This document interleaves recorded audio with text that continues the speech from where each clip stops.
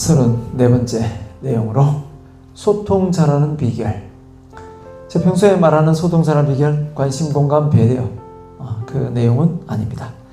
자, 또 다른 소통 잘하는 비결에 관한 내용으로 논리 정연한 스피치 한번 내용을 구사해 보도록 하겠습니다. 자, 말을 논리 정연하게 잘한다. 자, 이건 생각만 해도 되게 기쁘지 않습니까? 어디 가서 말을 한마디 하는데 말이 횡설수설하면서 앞뒤가 안 맞으면 참 그 말을 듣고 있자니 안쓰럽기도 하고 힘이 든 경우가 여러 번 저도 있습니다. 과거의 제 모습이기도 하고요. 네. 그렇지만 이제 말을 업으로 하다 보니 이제 말을 어디 가서 못하지는 않는 것 같습니다. 근데 이 말을 통해서 이제 아웃풋이지 않습니까? 말의 소중함을 알고 이 말이 가진 힘이 얼마나 대단하고 중요한지를 알기에 또 너무 자만하지 않고 겸손한 마음으로 계속 일신우일신하고 있습니다. 항상 제가 하는 말이 있습니다. 제가 다음 내용으로 이렇게 강의를 찍을 때, 촬영할 때 그때의 제 모습은 이전의 제 모습하고는 많이 다릅니다. 왜냐하면 계속해서 책을 읽고 공부하고 도전하고 있거든요. 실력이 쑥쑥 계속 성장하고 있습니다. 여러분도 충분히 그러고 있을 거라 생각합니다. 자, 오늘 가보도록 하겠습니다. 주제, 소통 잘하는 비결. 자, 가보겠습니다. 인사말 먼저 읽어보도록 하겠습니다. 안녕하십니까?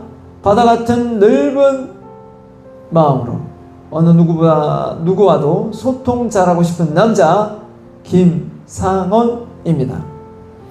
여러분은 조직 생활 속에서 원만한 대인관계를 위해 가장 중요한 것이 무엇이라고 생각하십니까?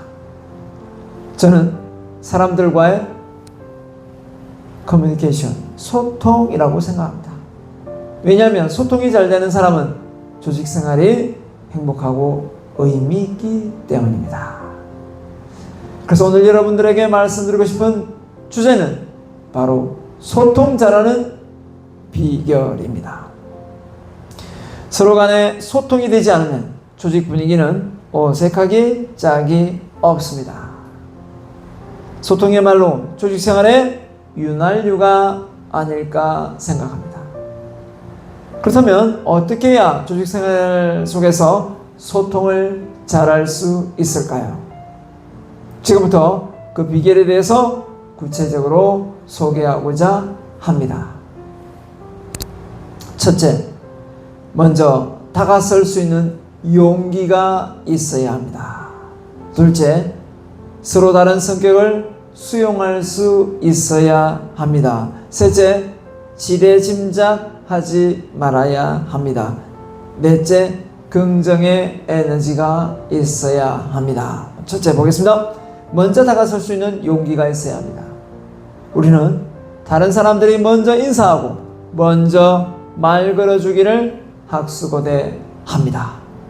하지만 기대하기보다는 먼저 다가가서 인사하고 먼저 말을 건넬 수 있는 용기가 있어야 합니다. 그렇죠? 두 번째입니다. 서로 다른 성격을 수용할 수 있어야 합니다. 서로 다른 성격을 틀림으로 오해하지 않아야 합니다. 다양한 성격을 수용하고 받아들일 수 있는 마음만이, 사람만이 폭넓은 대인관계를 유지할 수 있기 때문입니다. 셋째, 지레짐작하지 말아야 합니다. 남을 의심하기 시작하면 끝이 없습니다. 상대방의 반응에 너무 예민하여 오해를 사는 일이 없어야 합니다. 상대를 의심하기보다는 믿음의 싹이 트여야지 원만한 관계가 성립되기 때문입니다. 네 번째, 긍정의 에너지가 있어야 합니다.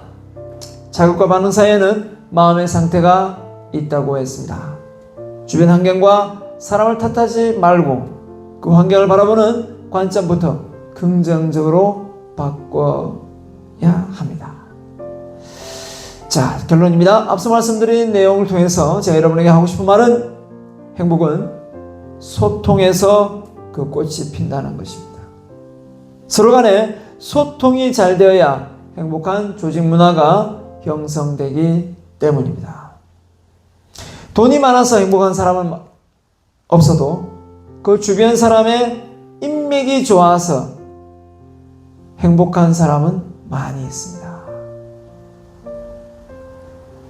소통과 관련된 명언 중에 이런 말이 있습니다. 소통되지 않는 조직은 고통이 따르고 결국 망한다라는 것입니다. 제가 한 말입니다. 서로 간에 원만한 소통을 하지 않고 고통으로 조직 생활을 하고 있는 분은 한 분도 안 계시겠지요. 부디 오늘 참석하신 여러분들께서는 주변 사람들과 폭넓은 소통으로 행복한 조직 문화를 만들어 가길 바랍니다. 자, 그렇게 되기 위해서는 내가 먼저 미소 짓고 인사하고 대화하고 칭찬하는 여러분이 되시길 바랍니다. 감사합니다. 자, 전체 내용은 이렇게 끝이 났습니다. 자, 소통 잘하려면 첫 번째 용기. 여러분, 우리가 먼저 이렇게 말을 선뜻 상대방한테 용기 내어 건다는 게 요즘은 참 더 어려운 것 같습니다. 휴대폰을 들고 있다가 보니까 문자 많이 하지 않습니까?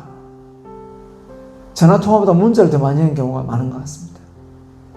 그래서 선뜻 이렇게 먼저 용기 내어서 다가가는 이것조차도 요즘 젊은 세대들이 많이 힘들어하는 것 같습니다. 저도 힘들어했는데 요즘은 더 힘든 것 같아요. 그래서 용기가 뭡니까? 용기는 두려움과 그쵸? 공포를 갖고 있지만 도전하는 거거든요. 자, 근데 이 용기를 많이 못 내고 있어서 안타까운 경우가 많습니다. 두 번째는 수용입니다.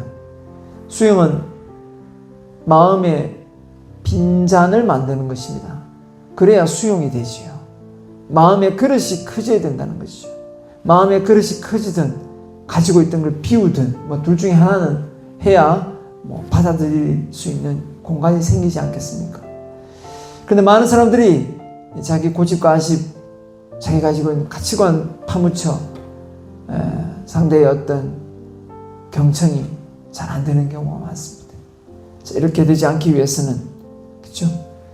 다양한 성격을 틀림이 아닌 다름을 인정할 수 있는 마음의 그릇이 필요할 것 같습니다. 세 번째는 지레짐작입니다. 참 여러 사람 죽입니다.